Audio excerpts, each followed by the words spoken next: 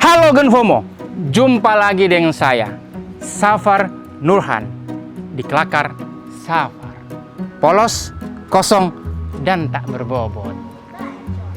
Sebuah tayangan yang membahas isu-isu terkini dari berbagai angle menarik, unik, dan ya semoga penting. Tapi ingat ya, di sini dilarang baper.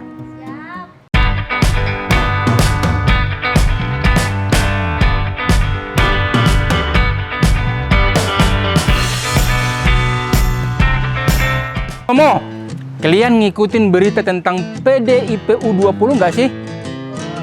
Itu loh, Partai Solidaritas Indonesia atau PSI. Gimana sih? Masa anak muda nggak ngikutin perkembangan isu soal partainya anak muda? Iyalah. Atau emang partainya yang nggak sesuai sama selera anak muda? Baru-baru ini, PSI disewani oleh bakal calon presiden 2024 yang juga Menteri Pertahanan Republik Indonesia, yaitu Prabowo Subianto.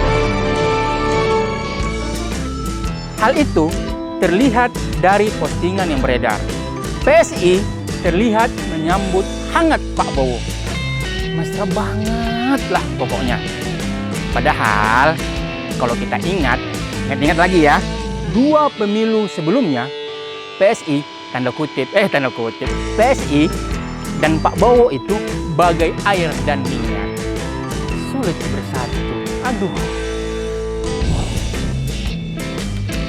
Sekjen PDI Perjuangan Hasto Kristianto menilai kebohongan award yang diberikan Partai Solidaritas Indonesia PSI kepada Prabowo Subianto, Sandiaga Uno serta Bahkan di tahun 2019 PSI memberi award kepada Prabowo atas prestasinya menyebarkan kebohongan paling lebay. Wow! Terus yang jadi pertanyaan ya, kok bisa PSI semudah itu berubah? Apa karena mereka partai anak muda, jadi masih labil dan juga suka gonta-ganti pacar? You never know. Iya sih, politik itu dinamis. Tapi kok terasa lucu ya? Hahaha. Kalau menurut Ketua DPP PSI Sigit Widodo, alasannya karena Pak Bowo nggak dendam sama rivalnya di Pilpres terdahulu, yaitu Pak D.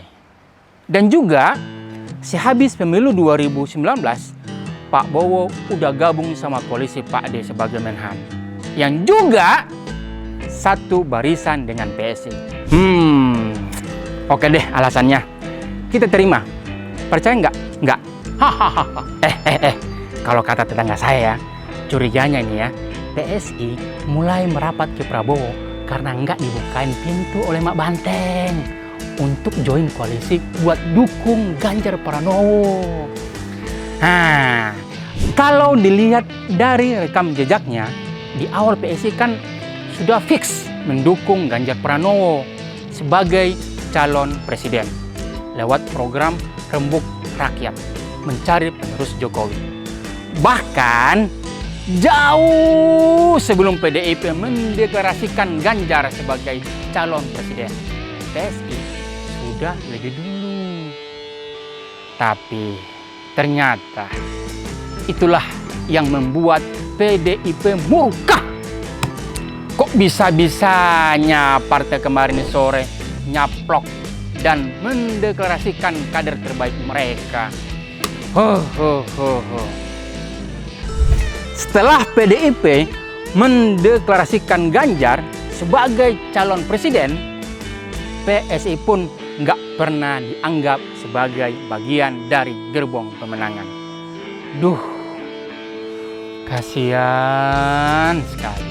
Nah, kayaknya sih ya, itu yang membuat PSI pada akhirnya beralih ke Prabowo Subianto. Ya, wajar juga sih. Ketika hati udah berusaha untuk mendapatkan hatinya, tapi Dia tak pernah menganggap perjuangan kita, perjuangan tulus kita. Maka, sepertinya hati ini lebih pantas menjadi milik orang lain. Penuh dusta, maafkan ku harus pergi. Tak suka dengan ini. Aku tak bodoh seperti kekasihmu yang lain. Terima kasih oh Tuhan. Namun ya, kemesraan Prabowo dan PSI itu ternyata sedikit meretakkan fondasi partai. Salah satunya Guntur Romli, kader PSI yang menyatakan diri keluar dari partai yang berdiri pada tahun 2014 itu. Kata Romli sih, dia nggak diajak ngobrol kalau Prabowo mau berkunjung ke markas PSI. Dan dari gelagatnya, PSI akan mendukung Prabowo sebagai calon presiden. Sedangkan Romli kan ketua umum Ganjarian Spartan, ya pastilah dukung Ganjar. Cie, ngambek cie. Tapi, ya biarlah PSI memilih pilihannya. Namanya juga partai yang ngaku-ngaku anak muda.